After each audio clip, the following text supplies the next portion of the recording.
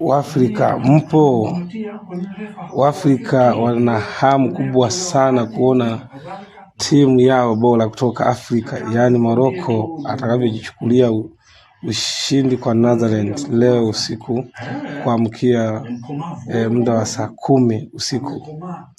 Ondoa shaka, Morocco anaweza akashinda mechi ya leo kwa sababu amekutana na timu yenye uwezo unaofanana. Tukiangalia mechi walizocheza, mechi ya kwanza Morocco alikutana na Brazil na kutoka draw, yaani 1-1 na kujipatia pointi 1. Wewe unaweza kaangalia Morocco amecheza na timu kubwa sana kutoka Amerika ya Kusini yenye rekodi kubwa ya kuchukua makombe 5 ya dunia. Netherlands naye alitoka draw, yaani 2-2 na Japani na kujipatia pointi 1. Hiyo ni tarehe 14 mwezi wa 6 mwaka huu wa 2026.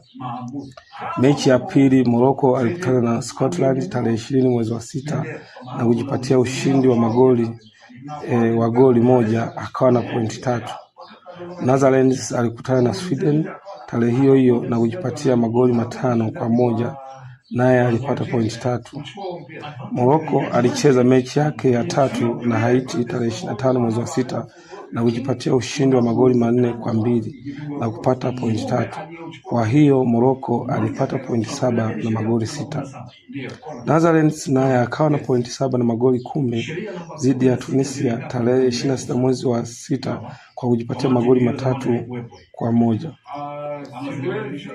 Kwa hiyo mechi ya leo ni ngumu sana kwa sababu wote wana uwezo mkubwa unaofanana. Mshindi atabiriki, yeyote anaweza chukua ushindi dhidi ya hawa wawili. Siwezi sema Morocco au Netherlands.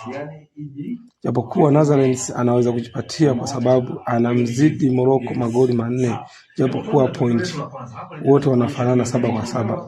Asante kwa kunisikiliza mpenzi msikilizaji. Ni mimi mchambuzi wako Teacher Karigo Toto Njile, mchambuzi wa vitabu vya fasihi na michezo.